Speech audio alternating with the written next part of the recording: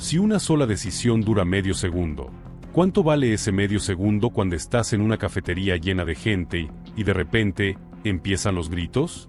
Porque ese domingo en Río de Janeiro, un policía civil fuera de servicio estaba sentado como un cliente cualquiera, con una gorra amarilla y la apariencia de alguien que solo había entrado a tomar café, hasta que un joven cruzó la puerta con una actitud tan sospechosa que encendió todas las alarmas. En cuestión de instantes, el local pasó de oler a café y conversaciones tranquilas a regresar con disparos que hicieron que la gente se lanzara al suelo buscando refugio entre gritos y desesperación. Y lo más inquietante de todo es esto: cuando el delincuente ya estaba herido en el piso, todavía tenía fuerzas para devolver el fuego hacia el oficial, y fue entonces cuando un civil tomó una decisión inesperada que terminó de sellar el resultado de la escena, levantándose en medio del caos para recoger el arma del agresor y entregársela al policía mientras el resto seguía paralizado por el miedo. ¿Qué lleva a una persona común a actuar en el peor momento posible? ¿Y qué vio ese policía antes que todos los demás que le permitieron reaccionar a tiempo? Para entenderlo hay que volver al principio, a ese domingo tranquilo que parecía no tener nada de especial hasta que dejó de serlo. Es un domingo común en Río de Janeiro, de esos que invitan a bajar el ritmo y olvidarse por unas horas de que la ciudad puede ser peligrosa. En una cafetería del barrio, los clientes conversan sin prisa, toman su café con calma y dejan que el tiempo pase sin apuro, ajenos a cualquier amenaza que pueda estar por asomarse. Hay un murmullo suave de voces mezcladas con el sonido de tazas chocando contra platos, el ruido amortiguado de sillas que se arrastran apenas y el zumbido constante de la máquina detrás del mostrador que prepara pedidos uno tras otro. Es un lugar cualquiera, sin nada que lo haga destacar, y justamente por eso es peligroso, porque nadie entra a una cafetería pensando en sobrevivir, sino pensando en el café, en la charla, en el descanso. Entre los clientes, sentado en una mesa desde donde puede ver tanto el mostrador como la puerta de entrada, está un hombre con una gorra amarilla que parece fundirse con el ambiente. Su postura es relajada, como la de alguien que simplemente decidió hacer una parada antes de seguir con su día, y si lo miras de forma rápida no hay absolutamente nada en el que llame la atención. Podría ser un trabajador descansando después de un turno largo, un padre esperando a alguien que viene de camino, o simplemente un vecino que se detuvo un momento para desconectar el calor de la calle. Pero aunque su cuerpo esté tranquilo, sus ojos no lo están, porque este hombre no mira como miran los demás clientes que solo están pendientes de sus conversaciones o de sus teléfonos. Sus ojos trabajan de forma constante, recorriendo el espacio con una atención entrenada que detecta señales que otros ni siquiera registran. El gesto raro de alguien al entrar, la mano que se esconde de más, el paso que cambia el ritmo sin razón aparente, la tensión en un hombro que delata nerviosismo. Ese hombre con la gorra amarilla se llama Renato, y no es un cliente cualquiera, es un policía civil fuera de servicio que, aunque esté descansando, nunca apaga del todo esa parte de su cerebro que está entrenada para detectar el peligro antes de que explote. Fuera de servicio, sí, pero no fuera de alerta, y esa diferencia, en una ciudad como Río, puede ser la línea que separa un susto de una tragedia colectiva. Renato no lleva uniforme, no está en patrulla, no tiene obligación formal de intervenir en nada, pero su forma de observar el mundo no se puede apagar con solo quitarse el uniforme, porque lleva años entrenándose para leer situaciones antes de que se conviertan en crisis, y esa habilidad no desaparece solo porque esté tomando un café un domingo por la tarde. Mientras Renato sigue con la vista a las idas y venidas del lugar, en la puerta aparece un joven que entra con un paso que no encaja con el ritmo del resto del local. No corre, no grita, no hace nada que obligue a todos a mirarlo de inmediato, pero hay algo en el que no cuadra. Camina de forma sospechosa, con un movimiento que parece ensayado, como si supiera exactamente hacia dónde va y qué va a hacer cuando llegue, sin la indecisión natural de alguien que entra a pedir algo. Su cuerpo avanza directo rumbo al mostrador, sin detenerse a mirar el menú, sin buscar una mesa, sin hacer contacto visual con nadie, como si estuviera ejecutando un plan que ya repasó varias veces en su cabeza. La mayoría de los clientes no se da cuenta de nada, porque la gente común no mira amenazas cuando está relajada, simplemente sigue con su vida hasta que la vida les grita en la cara que algo está mal. Pero Renato sí lo nota, y lo nota porque su cerebro está entrenado para sumar pequeños detalles que, por separado, no significan mucho pero que juntos forman un patrón. El paso directo sin vacilación, la falta de interés en el entorno, la forma en que el joven mira el mostrador sin mirar realmente a las personas que están detrás. El modo en que sus hombros están tensos como si estuvieran preparados para algo que aún no ha pasado. Renato no hace ningún movimiento brusco, no se levanta de golpe, no saca el arma todavía, porque en este punto todavía no hay una amenaza confirmada, solo una sospecha fuerte, y actuar demasiado pronto podría empeorar las cosas si resulta que está equivocado. Su objetivo en este momento es mantenerse invisible, seguir pareciendo un cliente más, porque si el delincuente entiende que hay un policía en el local antes de sacar el arma, puede tomar decisiones más peligrosas, usar a los civiles como escudos, disparar primero, o huir creando un caos que ponga en riesgo a todos. Entonces, de repente, el silencio que reinaba en la cafetería se rompe con los gritos de las empleadas que están detrás del mostrador.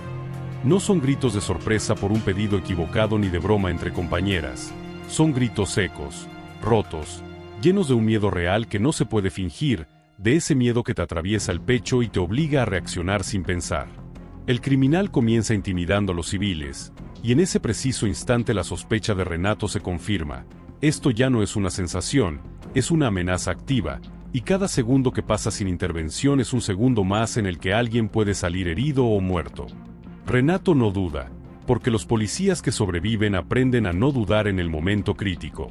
Se levanta de su asiento con una rapidez que no combina en absoluto con la calma que mostraron 2 segundos antes, y en un solo movimiento fluido desenfunda su arma, la lleva al frente y apunta directamente al delincuente que está en el mostrador. En ese gesto, Renato deja de ser el cliente de la gorra amarilla y se convierte en lo que siempre fue, aunque estuviera sin uniforme, la única barrera entre un agresor armado y un grupo de personas que no estaban preparadas para nada de esto.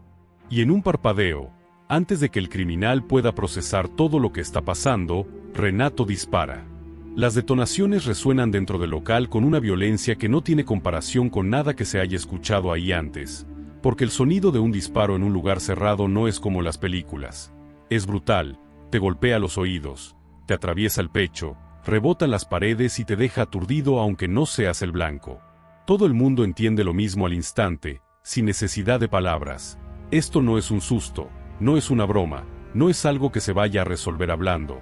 Esto es un tiroteo real, y la única forma de sobrevivir es hacerse lo más pequeño posible. El caos es inmediato y absoluto.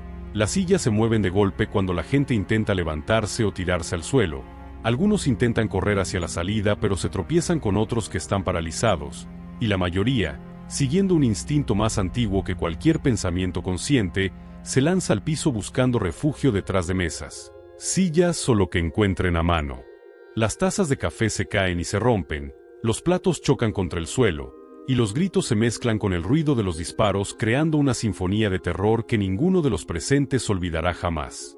El delincuente está herido, pero el peligro no ha terminado, porque un agresor herido con un arma en la mano sigue siendo mortal, y en un lugar lleno de gente cualquier disparo puede rebotar, atravesar una mesa o encontrar un cuerpo que estaba agachado intentando protegerse. Y entonces, para horror de todos los que están en el suelo rezando porque termina, el joven herido vuelve a disparar hacia el oficial, demostrando que aunque esté sangrando y en desventaja, todavía tiene la capacidad y la voluntad de devolver fuego. Renato no se paraliza ni por un segundo, porque sabe que este es el momento más peligroso. Un agresor desesperado que entiende que ya perdió pero que todavía puede llevarse a alguien con él. Sin titubear, con una voz firme que no admite negociación, Renato le ordena de inmediato que tire el arma al suelo. No es una súplica, no es un por favor, no es un intento de negociar. Es una orden directa que lleva encima toda la autoridad de alguien que sabe lo que está haciendo y que sabe también que cada segundo más con un arma en manos de ese delincuente pone en riesgo a cualquiera que esté respirando dentro de esas 4 paredes. El delincuente, con esfuerzo visible, finalmente lanza su pistola, y el metal golpea el suelo con un sonido seco que, para los que siguen tirados entre las mesas, suena casi como una promesa que tal vez, solo tal vez, esto ya terminó. Pero Renato sabe que todavía no, porque un arma en el suelo sigue siendo un arma, y en el caos de un tiroteo cualquier cosa puede. El agresor puede intentar alcanzar pasarla otra vez, un tercero puede tomarla sin saber lo que hace, o alguien puede tropezar con ella y provocar un disparo accidental. Y es en ese preciso momento, cuando la pistola está en el piso y la situación parece suspendida en un equilibrio frágil, que un civil que estaba presente en el café toma una decisión que va contra todos los instintos de supervivencia que te gritan que te queda abajo y no te muevas. Ese civil se llama Mauro, y hasta hace unos segundos era solo otro cliente más que había entrado a tomar un café sin imaginar que terminaría en medio de un tiroteo. Pero cuando ve el arma en el suelo, entiende algo esencial que no todo el mundo captaría en ese momento. Ese objeto no puede quedarse ahí ni un segundo más, porque mientras esté al alcance de cualquiera, la escena puede reiniciarse y todo lo que Renato logró puede deshacerse en un instante. Entonces Mauro se levanta rápidamente, con el corazón desbocado y las piernas temblando, recoge el arma del ladrón del suelo y se la entrega en manos al oficial, cumpliendo un gesto tan simple en apariencia como profundo en sus consecuencias. Renato toma la pistola con calma, asegurando por completa la situación, y solo entonces, por fin, el peligro inmediato se apaga como se apagan las cosas en la vida real, no con una música épica ni con un discurso heroico, sino con un gesto técnico, con manos firmes que saben exactamente qué hacer, con control absoluto sobre un escenario que segundos antes era puro caos. La amenaza ha terminado, pero la tensión sigue flotando en el aire como humo denso, porque los cuerpos todavía están en el suelo, las manos todavía tiemblan sin control, alguien sigue llorando sin hacer ruido, y el corazón de cada persona en ese local no entiende que ya pasó tan rápido como lo entiende la lógica. Y aunque nadie lo diga en voz alta, todos comparten el mismo pensamiento mientras intentan procesar lo que acaba de ocurrir. Si ese policía no hubiera estado aquí, ¿qué habría pasado con nosotros? Renato no nació con esa mirada que detecta peligros antes de que exploten. La construyó a lo largo de años de trabajo en las calles de Río de Janeiro, una ciudad donde la violencia no siempre avisa con sirenas ni luces intermitentes, sino que aparece de forma silenciosa, en un gesto mínimo, en un paso diferente, en una mirada que dura medio segundo de más. Y ese detalle importa, porque la diferencia entre un civil y un policía fuera de servicio no está en el arma que llevan escondida ni en la placa que guardan en el bolsillo, sino en el tiempo con el que detectan el problema. Un civil suele entender que está en peligro cuando el peligro ya está encima, cuando ya no hay margen para reaccionar, cuando lo único que queda es correr o agacharse. Un policía entrena lo entiende cuando el peligro todavía está entrando por la puerta, cuando todavía hay espacio para maniobrar, para posicionarse, para tomar decisiones que pueden salvar vidas. Ese domingo, Renato había entrado a la cafetería por algo tan simple como descansar unos minutos después de una semana larga, sin ninguna intención heroica ni ningún presentimiento dramático de que algo malo iba a pasar. No estaba de patrulla, no llevaba uniforme que lo identificara como autoridad, no estaba acompañado de ningún colega ni había recibido ningún aviso de operativo en la zona, y por eso mismo su presencia era completamente invisible para todos los demás clientes que lo veían como uno más del montón. Se sentó en un lugar desde donde podía ver tanto el mostrador como la puerta de entrada, no por paranoia sino por costumbre profesional, porque alguien que ha pasado años trabajando en seguridad pública aprende a no dar nunca la espalda a una entrada sin saber quién puede cruzarla en cualquier momento. La gorra amarilla que llevaba puesta no era un símbolo heroico ni una declaración de intenciones, era simplemente una prenda más, algo casual que usaba para protegerse del sol, pero en esa escena se convirtió en la única pista visual de que ahí dentro había alguien preparado para reaccionar cuando todos los demás solo querían seguir tomando su café en paz. Mientras el resto de los clientes hablaba de cosas pequeñas y cotidianas. ¿Qué vas a hacer más tarde? ¿Cómo te fue en la semana? Si el café está bueno o está quemado, Renato escuchaba un sonido distinto, un sonido que la mayoría no registra porque no saben que existe, el sonido del lugar cuando aún es normal, cuando todavía no ha pasado nada malo pero todo está en su sitio, cuando las conversaciones fluyen sin interrupciones bruscas y el ambiente tiene ese ritmo tranquilo que solo aparece cuando nadie siente amenaza. Y esto puede sonar extraño para quienes nunca han vivido situaciones violentas, pero los que sí las han vivido lo entienden perfectamente. Antes del caos siempre hay una calma específica, una calma que no se parece a ninguna otra porque está a punto de romperse de forma brutal. Y aprender a detectar esa calma es lo que separa a los que sobreviven de los que no logran reaccionar a tiempo. Renato estaba acostumbrado a detectar esa ruptura incluso antes de que ocurriera, como si su cerebro estuviera entrenado para leer el futuro inmediato en pequeñas señales que otros pasan por alto. Cuando el joven cruzó la puerta de la cafetería, Renato notó una suma de detalles que, analizados por separado, no significan absolutamente nada: un paso firme, una mirada directa, una falta de vacilación, pero que juntos forman un patrón que cualquier policía con experiencia reconoce al instante, el patrón de alguien que no viene a pedir nada sino a tomar algo.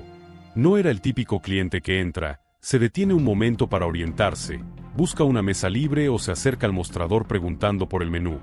Este joven entraba con un propósito claro, con un movimiento que parecía ensayado, como si hubiera repasado mentalmente cada paso antes de cruzar el umbral. Caminaba directo hacia el mostrador sin mirar a los lados, sin hacer contacto visual con nadie, sin mostrar la indecisión natural de quien está eligiendo qué pedir, y esa falta de indecisión fue lo que hizo saltar todas las alarmas en la cabeza de Renato. En el video de seguridad que después circularía por las noticias y las redes sociales, todo ese proceso ocurre en cuestión de segundos. El joven entra, camina, se acerca al mostrador y de repente ya estamos en medio del conflicto. Pero en la cabeza de Renato, esos segundos no son una secuencia rápida, sino un proceso completo que incluye observar, interpretar, evaluar el riesgo, calcular las distancias, identificar posibles escudos humanos y decidir si actúa ahora o espera un segundo más para confirmar. Y la decisión más difícil en este tipo de situaciones no es disparar cuando ya sabes que hay un arma. La decisión más difícil es aceptar que, si no actúas en el momento exacto, podrías estar condenando a otros a pagar el precio de tu duda. Renato se quedó quieto en su asiento, no porque dudara de lo que estaba viendo, sino porque todavía necesitaba confirmarlo sin delatarse, porque su objetivo en ese punto era mantenerse invisible hasta el último momento posible. Si el delincuente entiende que hay un policía en el local antes de sacar el arma o de hacer la primera amenaza, puede cambiar completamente su estrategia. Puede usar a los civiles como escudo humano, puede disparar primero sin dar tiempo a que nadie reaccione, o puede huir de forma caótica arrastrando a otros en su pánico. Por eso Renato mantuvo el cuerpo relajado, la mirada sin dramatismo aparente, el gesto de quien solo está ahí sentado esperando su pedido o terminando su café, aunque por dentro cada músculo estuviera listo para moverse en una fracción de segundo. Y entonces, como un interruptor que se activó de golpe, llegaron los gritos de las empleadas que estaban detrás del mostrador. Ese fue el momento exacto en que la situación dejó de ser sospecha y se convirtió en amenaza confirmada, porque esos gritos no eran de sorpresa ni de molestia, eran gritos de pánico puro, de ese tipo de miedo que solo aparece cuando alguien te está amenazando de forma directa y entiendes que tu vida está en manos de otra persona. No hace falta oír exactamente qué palabras dijeron las empleadas para entender lo que estaba pasando. El pánico en la voz de una persona que trabaja atendiendo público todos los días, que está acostumbrada a tratar con todo tipo de clientes difíciles, suele ser un indicador más confiable que cualquier otra cosa. Porque si alguien que vive en contacto con el público grita así, es porque hay un arma o una amenaza inmediata de violencia física. En ese instante preciso, Renato se levantó de su asiento con una velocidad que contrastaba brutalmente con la calma que había mostrado hasta entonces. La silla se movió apenas hacia atrás con el impulso de su cuerpo, pero el movimiento principal fue el de su mano yendo directamente al arma que llevaba escondida en la cintura, sacándola con un gesto fluido que parecía casi automático, como si sus dedos supieran exactamente dónde estaba cada pieza sin necesidad de mirar. La llevó al frente, extendiendo el brazo, apuntó al delincuente que estaba en el mostrador, y en la grabación todo parece suceder en un solo movimiento continuo, sin pausas ni titubeos.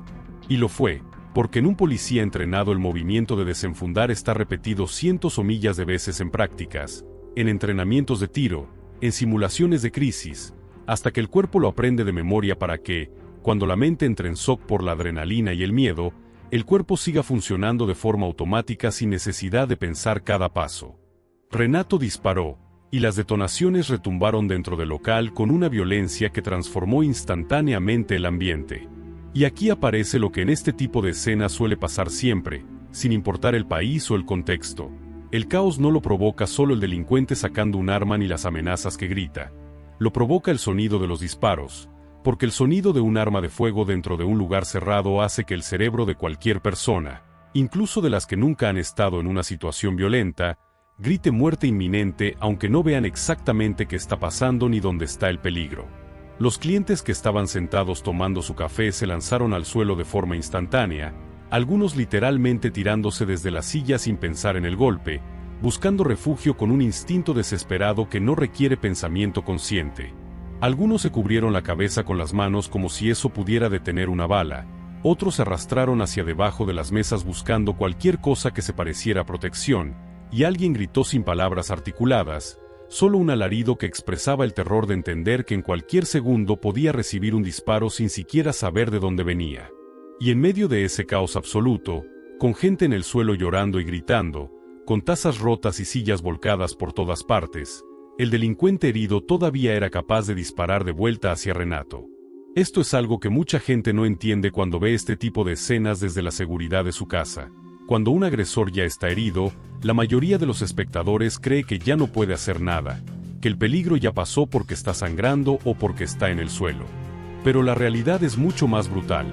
Un arma de fuego no necesita precisión para matar en un lugar lleno de civiles desarmados. Un disparo puede rebotar en una pared o en el mostrador, puede atravesar una mesa de madera o plástico como si fuera papel, puede encontrar un cuerpo que estaba agachado intentando protegerse, y todo eso puede pasar aunque quien dispara esté herido, asustado o temblando. Por eso Renato no bajó la guardia ni por un segundo, porque sabía que mientras el agresor tenía el arma en la mano la situación seguía siendo mortal para todos los presentes. En lugar de correr hacia él para intentar reducirlo cuerpo a cuerpo, algo que habría puesto en riesgo su propia vida y habría dado al delincuente la oportunidad de usar el arma quemarropa, Renato hizo exactamente lo que la situación exigía. Mantuvo el control a distancia, mantuvo su arma apuntada, y le ordenó de forma clara y directa que tirara el arma al suelo. Fue una orden que no admitía negociación, pronunciada con una voz firme que cortaba el aire como un cuchillo, porque en esos segundos críticos no hay espacio para discursos motivacionales ni para intentar razonar con alguien que ya cruzó la línea de la violencia armada. No hay un tranquilízate, hablemos de esto, no hay un piensa en lo que estás haciendo, solo hay un tira el arma ahora dicho con la autoridad de alguien que sabe que cada segundo que pasa con esa pistola en manos del agresor es un segundo más en el que alguien inocente puede morir. El delincuente, con un esfuerzo visible que delataba tanto el dolor físico como la derrota psicológica de entender que había perdido completamente el control de la situación, finalmente soltó la pistola y la lanzó hacia adelante. El metal tocó el piso con un sonido seco que, para los que seguían tirados entre las mesas con las manos en la cabeza, pudo sonar como una promesa tenue de que tal vez, solo tal vez, lo peor ya había pasado y ahora podría empezar a respirar otra vez. Pero Renato sabía que todavía no era el momento de relajarse, porque un arma en el piso de un lugar lleno de gente aterrorizada sigue siendo un arma disponible, y en el caos de un tiroteo todavía pueden muchas cosas. El agresor puede intentar arrastrarse para alcanzarla otra vez, un tercero que esté en pánico puede tomarla sin saber lo que hace, alguien puede tropezar con ella y provocar un disparo accidental, o incluso un civil con buenas intenciones puede recogerla y terminar siendo confundido con el agresor si llega la policía uniformada sin entender quién es quién. Y fue en ese preciso momento, cuando la pistola estaba en el suelo y la situación parecía suspendida en un equilibrio frágil entre el peligro que acaba de terminar y el peligro que todavía podría reiniciarse, que un civil que estaba presente en el café tomó una decisión que iba contra todos los instintos de supervivencia que te gritan desde lo más profundo del cerebro que te quedes abajo, que no te muevas, que no te convertirás en un blanco visible. Ese civil se llamaba Mauro, aunque ese nombre no aparecería después en ninguna noticia ni en ningún titular sensacionalista, porque los héroes accidentales rara vez reciben el reconocimiento que merecen cuando todo termina. Hasta hace apenas unos segundos, Mauro era solo otro cliente más entre la multitud, alguien que había entrado a la cafetería sin ninguna expectativa más allá de tomar un café decente y tal vez revisar algunos mensajes en el teléfono antes de seguir con su día. No tenía entrenamiento militar, no era policía, no había pasado por ningún curso de manejo de crisis ni de primeros auxilios en situaciones violentas.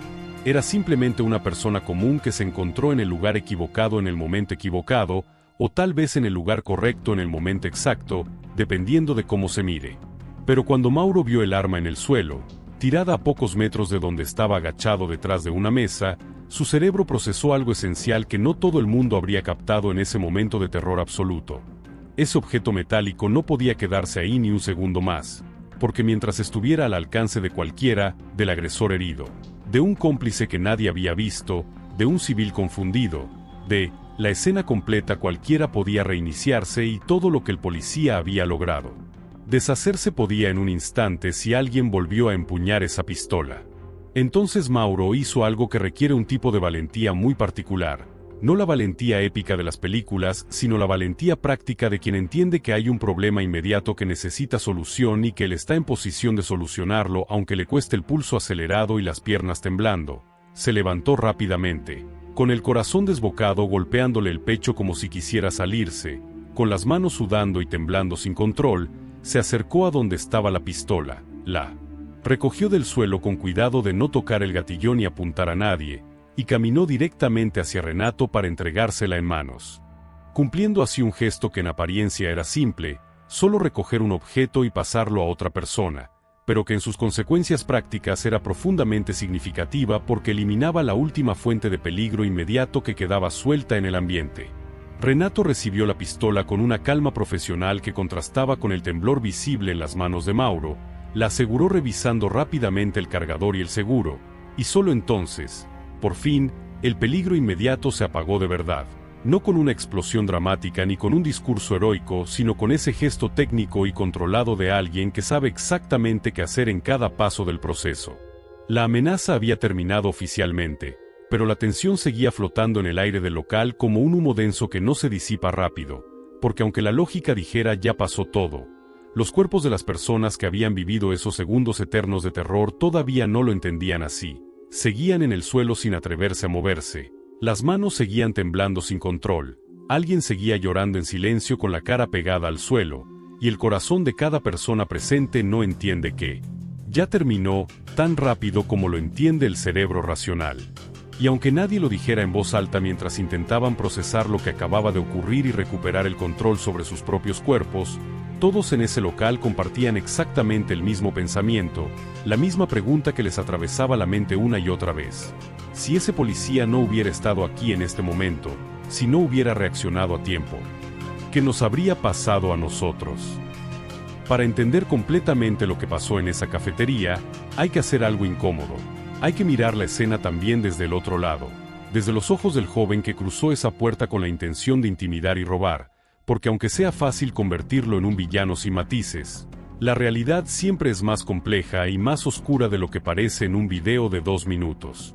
Vamos a llamarlo Cayo, aunque ese tampoco es su nombre real porque los detalles personales de agresores capturados rara vez se hacen públicos hasta que hay un juicio formal, y en muchos casos ni siquiera entonces si son menores de edad o tienen circunstancias legales particulares. Lo que sí sabemos es que Cayo no es un personaje de ficción inventado para darle dramatismo a una historia. Es alguien real que tomó decisiones reales que terminaron con el herido en el suelo de una cafetería mientras un policía lo apuntaba y los civiles gritaban a su alrededor. Cayo está afuera de la cafetería unos minutos antes de entrar, parado en la esquina, respirando de una forma diferente a como respira la gente que simplemente está caminando por la calle o esperando a alguien. Su respiración es más rápida, más superficial, como la de alguien que se está preparando mentalmente para hacer algo que sabe que es peligroso pero que ha decidido hacer de todos los modos. No mire el interior del local como alguien que está eligiendo una mesa o evaluando si el lugar se ve agradable. Mira como alguien que está midiendo un escenario, calculando variables, contando cuántas personas hay dentro, tratando de identificar quién podría moverse rápido y quién probablemente se quedaría paralizado del miedo. Lo que para los clientes que están adentro tomando café es simplemente un lugar para descansar, para Cayo es un mapa táctico. ¿Cuántas salidas tiene? ¿Dónde está la caja registradora? ¿Cuál es la ruta más rápida para entrar y salir? ¿Qué obstáculos hay entre la puerta y el mostrador? Esa forma de mirar un lugar no aparece de la nada en la mente de una persona. Es el resultado de haber repetido la misma idea muchas veces en la cabeza, de haber imaginado el proceso completo paso a paso. Entro caminando rápido pero sin correr para no llamar la atención antes de tiempo. Llego al mostrador, saco el arma o hago la amenaza. Tomo lo que pueda en el menor tiempo posible, y salgo antes de que alguien pueda reaccionar o llamar a la policía. Es un guión mental que Cayo ha repasado una y otra vez. Tal vez porque ya lo ha hecho antes en otros lugares. Tal vez porque lleva días o semanas pensando en hacerlo y este es el día en que finalmente se decidió. O tal vez porque alguien más le explicó cómo funciona y él está siguiendo instrucciones.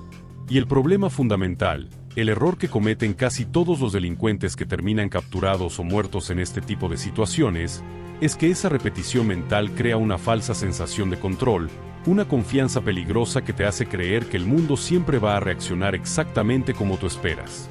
Cayo ha imaginado esta escena muchas veces, y en su imaginación siempre funciona de la misma manera. Él entra, intimida, la gente se asusta y obedece porque la mayoría de las personas no quieren morir por defender el dinero de un negocio que ni siquiera es suyo. Él toma lo que vino a buscar y sale sin que nadie se atreva a detenerlo. En su cabeza, en una cafetería un domingo solo hay víctimas potenciales. Gente relajada, desarmada, vulnerable, que no está preparada para la violencia y que va a elegir la vida por encima de cualquier otra cosa. Lo que Cayo no sabe, lo que no puede saber porque no hay forma de saberlo mirando desde afuera, es que entre esos clientes que parecen tan normales hay un hombre con una gorra amarilla que no es lo que parece, que lleva un arma escondida en la cintura y que tiene años de entrenamiento para detectar exactamente el tipo de amenaza que Cayo está a punto de representar. Y cuando no lo sabes, cuando entras a un lugar pensando que tienes el control absoluto de la situación, estás jugando una partida en la que el otro jugador ya conoce el tablero completo mientras tú apenas ves la mitad de las piezas. Cayo cruza la puerta y entra a la cafetería con ese paso que Renato detectó de inmediato. Un paso firme, directo, sin vacilación, el paso de alguien que ya sabe exactamente hacia dónde va y qué va a hacer cuando llegue. No se detiene a mirar alrededor como haría un cliente real, no busca una mesa libre, no hace contacto visual amistoso con ninguna de las empleadas. Simplemente camina en línea recta hacia el mostrador como si estuviera siguiendo un riel invisible que lo lleva directo a su objetivo. Y en ese momento, en los pocos segundos que tarda en cruzar el espacio entre la puerta y el mostrador, Cayo todavía cree que tiene el control, todavía piensa que va a ser una operación rápida y simple, todavía imagina que en unos minutos estará fuera de ahí con lo que vino a buscar. Pero entonces empiezan los gritos de las empleadas, y ahí es donde el plan de Cayo comienza a desmoronarse sin que él todavía lo entienda. Las empleadas gritan no solo porque están asustadas, sino porque ese grito es una alarma instintiva que alerta a todos los demás de que algo está mal, y ese sonido viaja más rápido que cualquier movimiento físico, atraviesa el local entero y llega a los oídos de cada persona presente incluyendo a Renato, que ya estaba en alerta pero que con esos gritos recibe la confirmación definitiva de que tiene que actuar ahora. Cayo comienza a intimidar a los civiles, probablemente levantando la voz, haciendo gestos amenazantes, tal vez mostrando un arma o simplemente usando el tono y la postura para generar miedo suficiente como para que nadie se mueva. Y durante un segundo, durante ese breve instante antes de que Renato se levante, Cayo debe sentir que todo está saliendo según el plan. La gente está asustada, nadie se está moviendo para detenerlo, las empleadas están paralizadas detrás del mostrador y él tiene el control de la escena. Y entonces escucha algo que no estaba en su guión mental, el sonido de una silla moviéndose rápido, el sonido de pasos firmes acercándose, y cuando gira la cabeza lo que ve no es otro cliente asustado sino un hombre apuntándole con un arma. En ese momento preciso, en esa fracción de segundo, Cayo entiende que cometió un error de cálculo fundamental. No estaba en una cafetería llena de víctimas indefensas. Estaba en una cafetería donde había un policía fuera de servicio que estaba esperando exactamente este tipo de movimiento. Y entonces Renato dispara, y el mundo de Cayo explota en dolor, confusión y pánico absoluto.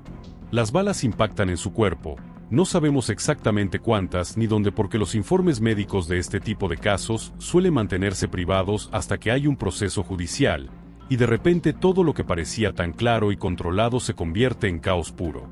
El dolor físico es inmediato y abrumador, pero tal vez peor que el dolor es la comprensión instantánea de que perdió, de que su plan fracasó, de que ahora está herido y atrapado en un lugar del que no va a poder salir corriendo como había imaginado.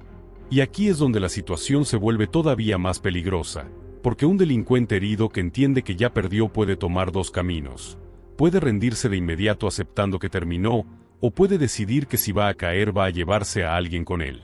Cayo, en ese momento de desesperación absoluta, elige la segunda opción, vuelve a disparar hacia Renato, no porque tenga alguna esperanza real de ganar el enfrentamiento sino porque su cerebro, inundado de adrenalina, dolor y miedo, entra en un modo de supervivencia primitivo donde la única respuesta que encuentra es devolver fuego.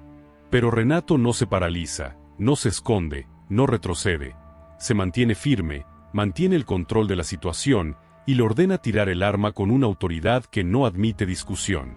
Y Cayo, finalmente, herido, sangrando, entendiendo que no tiene ninguna salida posible, suelta la pistola y la lanza al suelo, marcando así el final oficial de su intento de robo y el comienzo de una nueva etapa mucho más oscura, la de ser un delincuente herido y capturado que tendrá que enfrentarse las consecuencias legales de sus decisiones.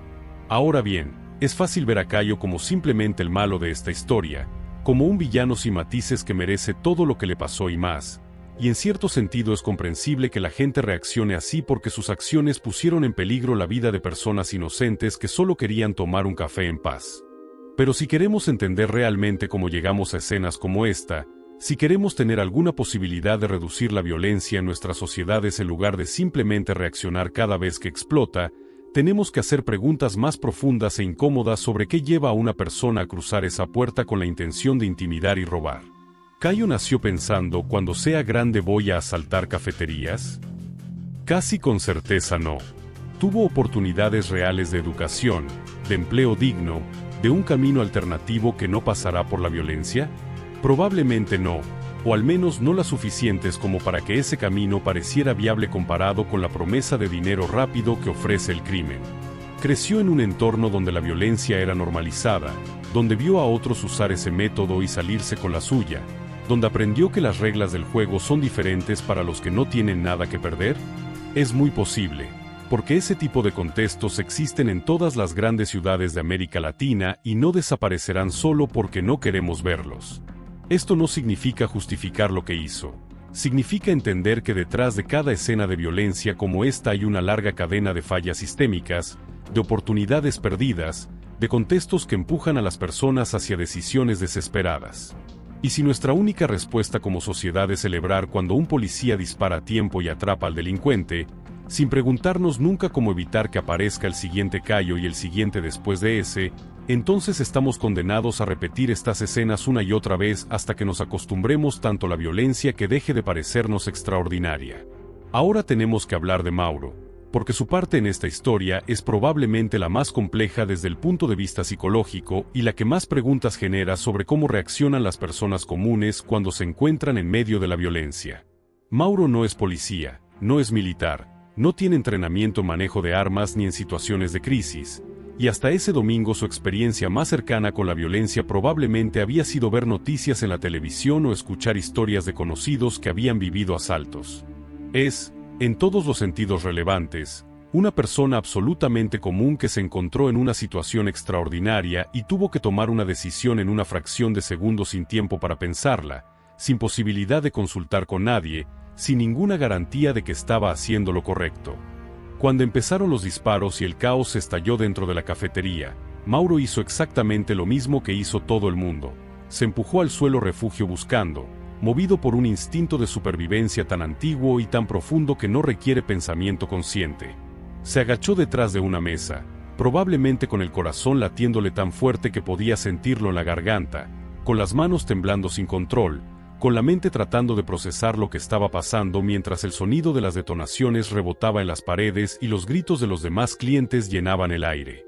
En ese momento, Mauro no estaba pensando en ser héroe ni en ayudar a nadie. Estaba pensando en sobrevivir, en hacer que su cuerpo fuera lo más pequeño posible, en rezar para que ninguna bala lo encontrara por accidente. Y entonces, cuando el tiroteo inicial terminó y el delincuente herido soltó el arma al suelo siguiendo la orden de Renato, Mauro levantó la cabeza desde su refugio improvisado y vio la pistola tirada a pocos metros de donde estaba. Y aquí es donde su cerebro tuvo que procesar una enorme cantidad de información en muy poco tiempo y llegar a una conclusión que no era obvia ni automática. Esa arma en el suelo era un problema que necesitaba solución inmediata. Porque piénsalo desde su perspectiva por un momento. Estás tirado en el suelo de una cafetería que hace 30 segundos era un lugar tranquilo y ahora parece una zona de guerra. Acabas de escuchar disparos más fuertes de lo que jamás imaginaste que sonarían en la vida real. Hay gente llorando y gritando a tu alrededor.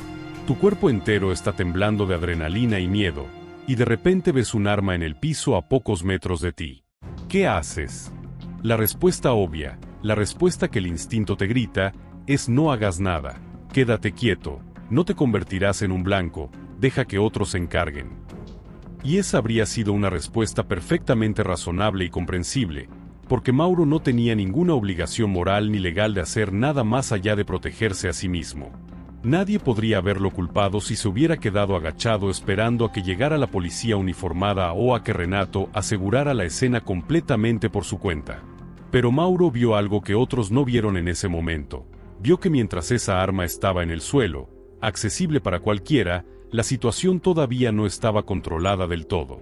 El delincuente estaba herido pero no inconsciente. Podría intentar arrastrarse para alcanzarla otra vez si Renato se distraía un segundo.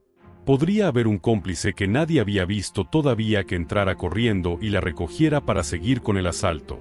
Un civil aterrorizado podría tomarla sin saber cómo funciona y provocar un disparo accidental. Incluso existía la posibilidad remota de que cuando llegara la policía uniformada hubiera confusión sobre quién era quién y alguien terminara apuntándole a Renato creyendo que era el agresor si él tenía dos armas en las manos. Todas esas posibilidades pasaron por la cabeza de Mauro en una fracción de segundo, no como pensamientos articulados con palabras, sino como intuiciones rápidas, como destellos de esto está mal, esto necesita arreglarse ahora. Y entonces tomó una decisión que requiere un tipo muy particular de valentía. La valentía de actuar cuando tu cuerpo te está gritando que te quedes quieto, la valentía de exponerte cuando lo seguro es seguir escondido, la valentía de confiar en tu propio juicio cuando no hay tiempo para consultar con nadie más. Se levantó. Ese movimiento, ese simple acto de ponerse de pie cuando todos los demás seguían en el suelo, fue un acto de voluntad consciente contra el instinto. Sus piernas probablemente estaban temblando. Sus manos probablemente sudaban, su corazón probablemente latía tan rápido que sintió que se iba a desmayar, pero se levantó de todos modos porque entendió que había algo que necesitaba hacerse y que él estaba en posición de hacerlo.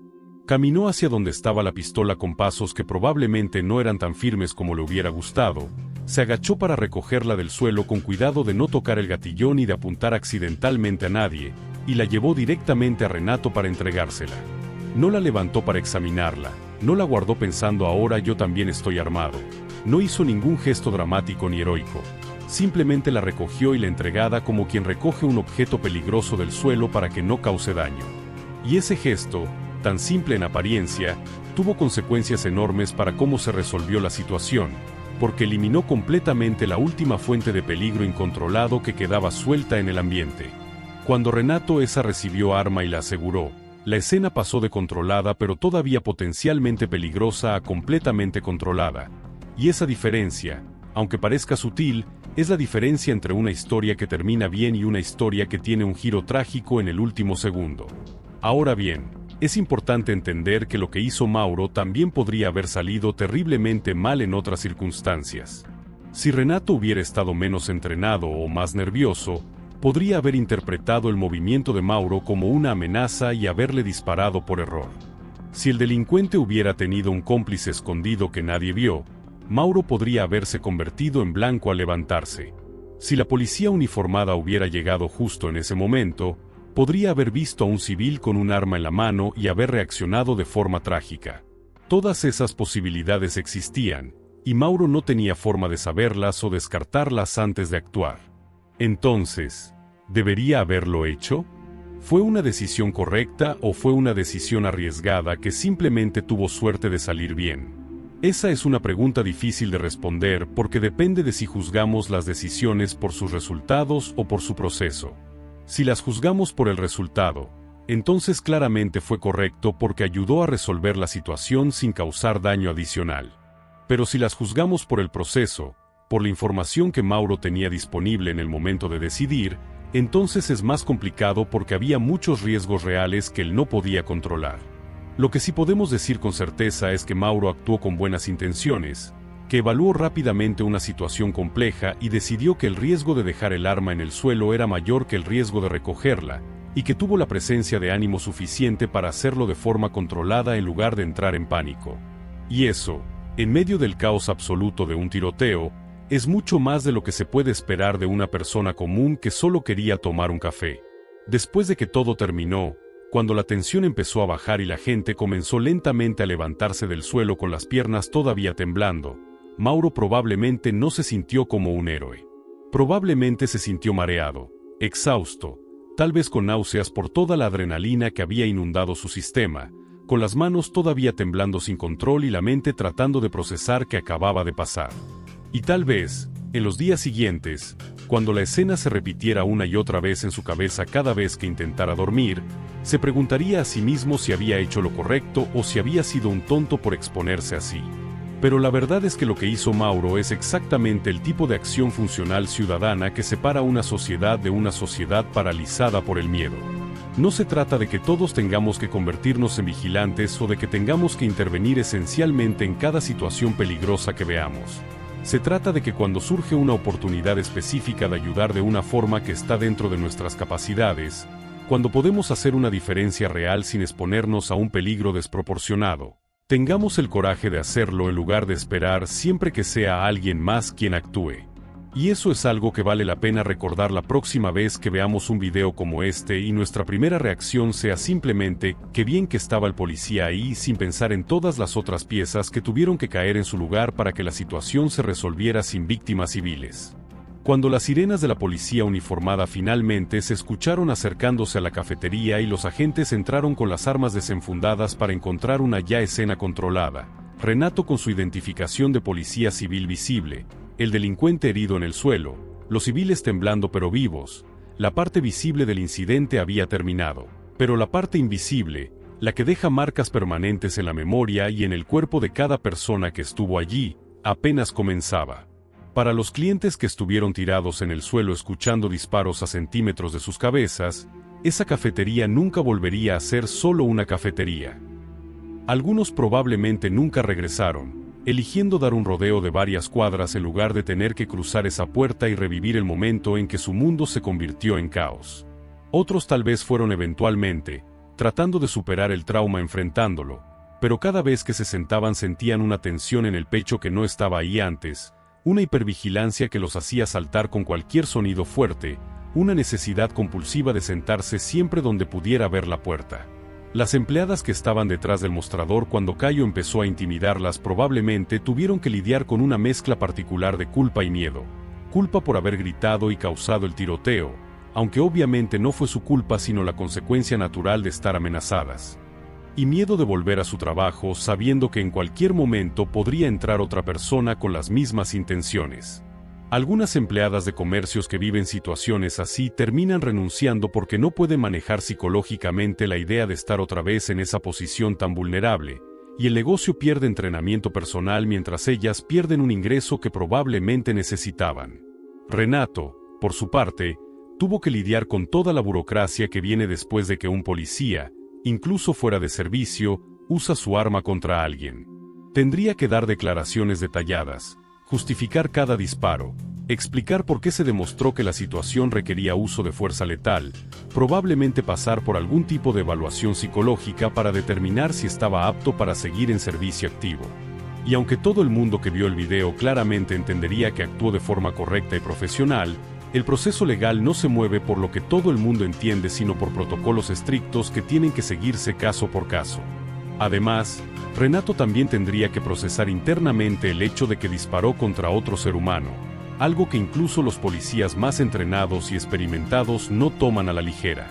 Contrario a lo que muestran las películas, donde los héroes disparan sin problema y siguen con su día como si nada, en la vida real dispara contra alguien deja una marca psicológica que no desaparece fácilmente. Renato probablemente reviviría esa escena cientos de veces en su cabeza. ¿Había otra forma de resolverlo? ¿Podría haber herido a un civil por accidente? ¿Y si hubiera dudado un segundo más? ¿Y si Cayo hubiera muerto en lugar de solo quedar herido? Mauro también tendría sus propios fantasmas con los que lidiar, aunque de un tipo diferente. Cada vez que recordara el momento en que se levantó para recoger el arma, sentiría probablemente una mezcla confusa de orgullo por haber ayudado y terror retrospectivo al darse cuenta de todo lo que podría haber salido mal. Tal vez se preguntaría obsesivamente si fue una decisión inteligente o una estupidez con suerte, y dependiendo de cómo procesara esa experiencia podría quedar más seguro de sí mismo o más temeroso de situaciones futuras. Y Cayo, el delincuente herido, enfrentaría no solo las consecuencias físicas de sus heridas, tratamiento médico, posible discapacidad permanente, dolor crónico, sino también las consecuencias legales que incluirían cargos por intento de robo agravado, portación ilegal de arma de fuego, disparo contra un oficial de policía, y todo lo demás que los fiscales pudieran acumular. Dependiendo de las leyes específicas de Brasil y de su historial criminal anterior, podría estar mirando años o décadas en prisión, tiempo que pasaría no en las condiciones relativamente cómodas que muestra la televisión sino en el sistema penitenciario brasileño, que es notoriamente duro, violento y sobrepoblado. Pero más allá de las consecuencias individuales para cada persona que estuvo en esa cafetería, este incidente también tiene consecuencias más amplias para la comunidad y para la sociedad en general. Primero, refuerza la sensación generalizada de inseguridad que ya existe en muchas ciudades latinoamericanas, donde la gente vive con un nivel de miedo constante que afecta casi todas sus decisiones cotidianas. ¿A qué horas salen de casa? ¿Por qué calles caminan? ¿En qué tipo de lugares entran? ¿Cómo llevan sus pertenencias? ¿Si sacan el teléfono en público o no? Cada nuevo incidente como este, cada nuevo video que circula mostrando un asalto o un tiroteo, añade otra capa a ese miedo colectivo y hace que la gente se retraiga más, confíe menos, viva más a la defensiva. Segundo, complica la ya difícil relación entre la policía y la comunidad, porque aunque en este caso específico el policía claramente actuó de forma heroica y profesional, no siempre es así, y la gente sabe que no siempre es así. Hay casos frecuentes de policías que usan fuerza excesiva, que disparan cuando no deberían, que confunden víctimas con agresores, que actúan por prejuicio racial o social en lugar de por evaluación objetiva de la amenaza. Entonces, mientras algunos ven este video y piensan que bueno que la policía nos protege, otros lo ven y piensan que suerte que este policía era uno de los buenos, porque también podría haber salido mal si era uno de los otros. Tercero, y tal vez más importante, perpetúa un ciclo de violencia que no se rompe solo con respuestas policiales efectivas. Porque sí, es excelente que Renato estuviera ahí y que reaccionara a tiempo para evitar que alguien saliera herido o muerto en ese intento de robo. Pero resolver cada incidente individual no resuelve el problema sistémico de por qué siguen apareciendo jóvenes como C. Si la única estrategia de una sociedad para lidiar con la delincuencia es tener más policías en más lugares disparando a más delincuentes, entonces lo único que estamos haciendo es gestionar los síntomas sin atacar nunca la enfermedad. Y la enfermedad, en este caso, es un conjunto complejo de problemas entrelazados.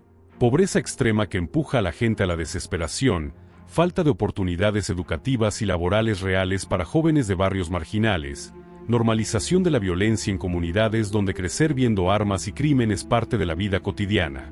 Sistemas judiciales que son lentos e ineficaces para procesar y rehabilitar delincuentes, prisiones que funcionan más como escuelas del crimen que como centros de rehabilitación, y una cultura más amplia que glorifica el dinero rápido y el poder sin importar cómo se obtenga. Resolver esos problemas es infinitamente más difícil y más costoso que simplemente celebrar cuando un policía captura a un delincuente. Por eso es tentador quedarnos en la superficie, aplaudir al héroe del día y seguir adelante sin hacer las preguntas difíciles. Pero cada vez que elegimos no hacer esas preguntas, estamos garantizando que habrá más Cayos en el futuro, más cafeterías convertidas en escenas de crimen, más Renatos que tienen que tomar decisiones de vida o muerte en una fracción de segundo, más Mauros que tienen que elegir entre esconderse o exponerse, más clientes inocentes que quedan traumatizados por estar en el lugar equivocado en el momento equivocado. Y lo más frustrante de todo esto es que no tiene por qué ser así. No es inevitable que vivamos en sociedades donde entrar a una cafetería un domingo lleva consigo un riesgo real de quedar atrapado en un tiroteo. Otros países, otras ciudades, han logrado reducir dramáticamente sus tasas de criminalidad violenta a través de combinaciones inteligentes de vigilancia policial efectiva, programas sociales que ofrecen alternativas reales al crimen, sistemas educativos que funcionan, economías que generan empleos dignos, y culturas que valoran la vida humana por encima del beneficio individual. Pero esos cambios requieren voluntad política sostenida, inversión pública significativa, y un compromiso colectivo de largo plazo que va más allá de los ciclos electorales y de las soluciones rápidas que suenan bien en los titulares pero no funcionan en la práctica. Requieren que dejemos de ver la seguridad como algo que se consigue solo con más armas y más cárceles, y empecemos a verla como algo que se construye con más escuelas, más oportunidades, más inclusión, más justicia social. Mientras tanto, mientras no hagamos esos cambios estructurales, seguiremos dependiendo de tener suficientes Renatos en los lugares correctos en los momentos correctos para evitar tragedias, y seguiremos cruzando los dedos cada vez que entramos a un lugar público esperando que hoy no sea el día en que nos toque estar del lado equivocado de una estadística de violencia. El video de esta cafetería en Río se volvió viral, como suelen volverse virales este tipo de videos. Se compartió millas de veces en redes sociales, apareció en programas de noticias, Generó debates acalorados en los comentarios sobre legítima defensa, sobre portación de armas, sobre el papel de la policía, sobre si Mauro fue valiente o imprudente. Algunos lo usaron como argumento a favor de permitir que más civiles porten armas para defenderse como hizo Renato, ignorando convenientemente que Renato no es un civil cualquiera sino un profesional entrenado específicamente para este tipo de situaciones y que armar a la población general sin entrenamiento adecuado probablemente causaría más tragedias de las que evitaría. Otros lo usaron como ejemplo de por qué necesitamos mano dura contra el crimen, sin preguntarse nunca por qué hay tanto crimen en primer lugar. Y en medio de todos esos debates, de todas esas opiniones calientes expresadas por gente que nunca ha estado en una situación así y que probablemente nunca estará, hay un conjunto de personas reales cuyas vidas cambiaron para siempre ese domingo. Las que estuvieron allí, las que sintieron el miedo real, las que escucharon los disparos a centímetros de sus cabezas, las que tuvieron que tomar decisiones imposibles en fracciones de segundo. Para ellos, este no es un video viral ni un tema de debate ni una estadística. Es el día en que su vida se dividió en un antes y un después, el día en que aprendió de la forma más brutal posible que la violencia no es algo que solo les pasa a otras personas en otros lugares, sino algo que puede irrumpir en tu domingo tranquilo sin aviso previo y cambiarlo todo en segundos. Ahora que hemos recorrido esta historia desde todos los ángulos posibles, desde la perspectiva de Renato, el policía entrenado que detectó el peligro antes que nadie, desde la perspectiva de Caio, el delincuente que cruzó esa puerta pensando que tenía control sobre la situación, desde la perspectiva de Mauro, el civil que tomó una decisión contra todos sus instintos, y desde la perspectiva de todos los demás que estuvieron ahí simplemente queriendo tomar un café, vale la pena hacer una pausa, para reflexionar sobre qué nos dice realmente este incidente sobre el mundo en el que vivimos. Lo primero y más obvio es que la diferencia entre un día normal y una tragedia puede ser increíblemente pequeña, tan pequeña como la presencia o ausencia de una persona específica en un lugar específico en un momento específico. Si Renato hubiera decidido ir a otra cafetería ese día, si hubiera llegado 5 minutos más tarde o se hubiera ido 5 minutos más temprano, si hubiera elegido sentarse en un lugar desde donde no pudiera ver la puerta, toda la situación habría sido completamente diferente y probablemente mucho peor. Caio habría entrado con las mismas intenciones, habría intimidado a las mismas empleadas, habría intentado el mismo robo, pero no habría habido nadie con la capacidad y el entrenamiento para detenerlo a tiempo, y quién sabe qué habría pasado entonces. Esa fragilidad, esa dependencia de factores aleatorios completamente fuera de nuestro control, es aterradora cuando te detienes a pensarla realmente. Significa que tu seguridad, la seguridad de tus seres queridos, la seguridad de cualquier persona que esté en un lugar público en cualquier momento, depende en gran medida de la suerte de no cruzarte con la persona equivocada en el momento equivocado, la suerte de que haya alguien capaz cerca si te cruzas, la suerte de que las decisiones que tome esa persona en una fracción de segundos sean las correctas. Y no debería ser así. En una sociedad que funciona correctamente, la seguridad básica de poder ir a tomar un café sin riesgo de terminar en medio de un tiroteo no debería depender de la suerte ni de héroes accidentales, sino de estructuras sociales, económicas y policiales que previenen la mayoría de estos incidentes antes de que ocurran y que responden de forma efectiva y rápida cuando ocurren de todos modos. Pero construir esas estructuras es difícil, requiere recursos, requiere tiempo, requiere voluntad política sostenida más allá de los ciclos electorales, y requiere que como sociedad estemos dispuestos a invertir en prevención incluso cuando los resultados de esa inversión no son tan visibles ni tan inmediatos como los de simplemente poner más policías en las calles o construir más cárceles. Lo segundo que nos dice este incidente es algo sobre la naturaleza del heroísmo real, que es muy diferente del heroísmo que vemos en las películas. En las películas, los héroes son personas especiales con habilidades extraordinarias que siempre saben exactamente qué hacer y que nunca dudan ni tienen miedo. Pero Renato, aunque sea policía entrenado, no es un superhéroe. Es una persona que probablemente sintió miedo cuando se levantó a enfrentar a un delincuente armado, que probablemente tuvo un momento de duda sobre si estaba haciendo lo correcto, que probablemente sintió la adrenalina y el terror como cualquier otro ser humano en esa situación. Y Mauro definitivamente no es un superhéroe. Es una persona completamente común que hizo algo extraordinario no porque fuera valiente por naturaleza, sino porque en ese momento específico eligió actuar a pesar de su miedo en lugar de dejar que el miedo lo paralizara. Ese tipo de heroísmo, el heroísmo de personas comunes que hacen lo correcto en circunstancias extraordinarias aunque les cueste, aunque tengan miedo, aunque no haya garantías de que saldrá bien, es mucho más valioso y mucho más inspirador que cualquier superhéroe de ficción, precisamente porque nos recuerda que todos tenemos esa capacidad dentro de nosotros si nos encontramos en la situación que la requiere. Lo tercero, y tal vez lo más incómodo de reconocer, es que incluso en una historia con un final feliz como esta, donde nadie inocente murió, donde el delincuente fue capturado, donde el policía actuó de forma profesional, hay un costo humano enorme que no desaparece cuando termina el video. Todas las personas que estuvieron en esa cafetería llevan ahora una marca psicológica que probablemente durará años o toda la vida, una marca que afectará cómo se sienten en espacios públicos, cómo reaccionan a sonidos fuertes, cómo procesan el estrés y el peligro potencial. Ese costo es invisible en las estadísticas y en los videos virales, pero es absolutamente real para las personas que lo cargan. Y ese costo se multiplica por cada incidente similar que ocurre todos los días en ciudades de todo el mundo. Cada asalto, cada tiroteo, cada momento de terror que vive alguien que solo quería ir al trabajo o comprar algo o tomar un café deja una marca que se acumula en el tejido social de nuestras comunidades, creando sociedades cada vez más temerosas, más desconfiadas, más cerradas, más dispuestas a sacrificar libertades a cambio de seguridad, más propensas a ver enemigos en todas partes. Lo cuarto es una pregunta que deberíamos hacernos más seguida. ¿Qué tipo de sociedad queremos ser? ¿Queremos ser una sociedad donde la respuesta a la inseguridad es que cada persona se arma y se prepara para defenderse por sí misma, donde cada cafetería es potencialmente un campo de batalla, donde confiamos en tener suficientes renatos en los lugares correctos para evitar tragedias? ¿O queremos ser una sociedad donde trabajemos colectivamente para crear condiciones en las que haya menos callos que sientan que su mejor opción es intimidar gente con un arma, donde la seguridad es algo que construimos juntos a través de políticas públicas inteligentes en lugar de algo que cada uno tiene que conseguirse individualmente?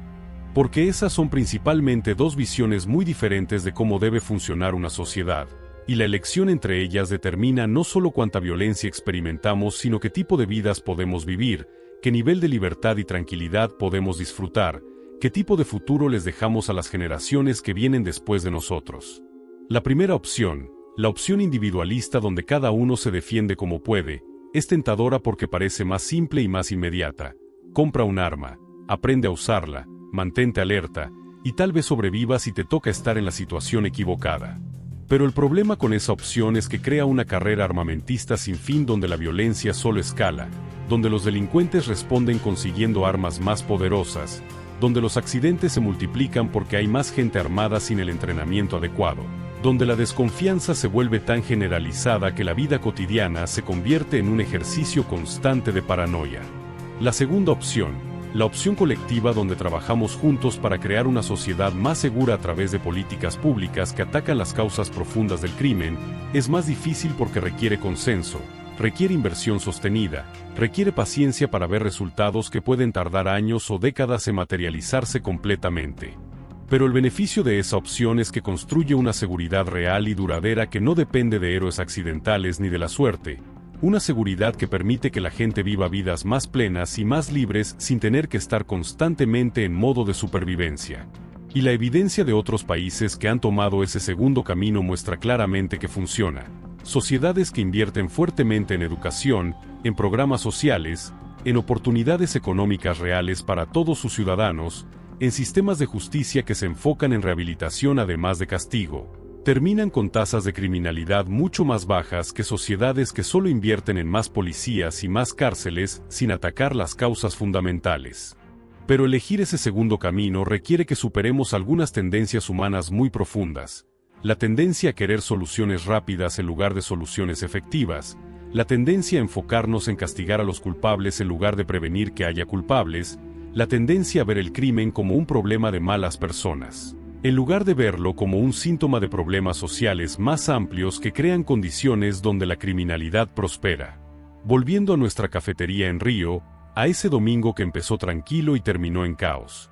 Cuando el polvo se asentó, cuando se llevaron al delincuente herido en ambulancia, cuando los clientes finalmente pudieron levantarse del suelo y salir a la calle con las piernas todavía temblando. Cuando las empleadas intentaron procesar lo que acababa de pasar y decidir si volverían al trabajo al día siguiente, ¿qué quedó realmente? Quedó un video viral que la gente comparte y comenta sin pensar demasiado en las personas reales que vivieron esos momentos. Quedaron traumas psicológicos que probablemente durarán años para todos los involucrados. Quedó otro joven más en el sistema penitenciario brasileño, donde probablemente saldrá peor de lo que entró si es que sale algún día. Quedó otro incidente más en las estadísticas de criminalidad violenta que los políticos usarán para justificar sus políticas favoritas, sin importar si esas políticas realmente funcionan o no. Y quedó otra comunidad un poco más asustada, un poco más desconfiada, un poco más cerrada que antes. ¿Y qué no quedó? No quedó ningún cambio estructural que haga menos probable que esto vuelva a pasar mañana en otra cafetería con otras personas. No quedó ninguna inversión nueva en los barrios de donde vienen los jóvenes como Cayo para ofrecerles alternativas reales al crimen. No quedó ninguna reforma del sistema educativo que pudiera prevenir que más niños crezcan sin oportunidades ni esperanza. No quedó ninguna mejora en el sistema de justicia que pudiera procesar casos más rápido y rehabilitar delincuentes de forma más efectiva. En resumen, resolvimos el incidente individual, pero no hicimos nada para resolver el problema sistémico que garantiza que habrá más incidentes como este en el futuro. Y esa es probablemente la parte más frustrante de toda esta historia, que sabemos exactamente qué necesitaríamos hacer para reducir dramáticamente este tipo de violencia, pero como sociedad no estamos dispuestos a hacer el esfuerzo sostenido que requeriría porque es más fácil quedarnos en la superficie, aplaudir a los héroes ocasionales y seguir adelante hasta que nos toque a nosotros estar en el lugar equivocado en el momento equivocado. Si hay una lección que deberíamos sacar de esta historia, una lección que vaya más allá de simplemente qué bueno que el policía estaba ahí, es esta: la seguridad real, la seguridad duradera, no se construye con héroes individuales ni con más armas ni con respuestas violentas a la violencia, sino con sociedades que funcionan de forma justa, que ofrecen oportunidades reales a todos sus miembros, que valoran la prevención tanto como valoran el castigo, y que están dispuestas a invertir recursos y esfuerzo sostenido en crear las condiciones donde la mayoría de las personas nunca sientan que el crimen es su mejor o única opción.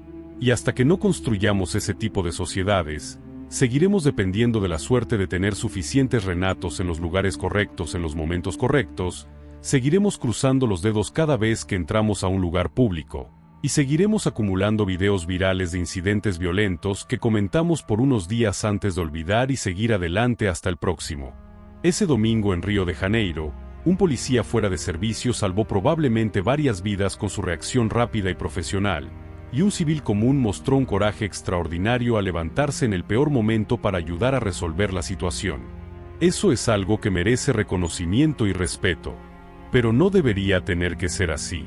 No deberíamos tener que depender de ese tipo de heroísmo para sobrevivir un domingo tranquilo en una cafetería. Y el hecho de que si tengamos que depender de eso nos dice algo muy triste sobre el tipo de sociedades en las que hemos elegido vivir y sobre el trabajo que todavía nos queda por hacer si queremos cambiar eso. La próxima vez que veas un video como este, antes de simplemente compartirlo con un comentario rápido sobre qué bueno que estaba el policía o así se hace, tómate un momento para pensar en todas las capas que hay debajo de esos 2 minutos de grabación.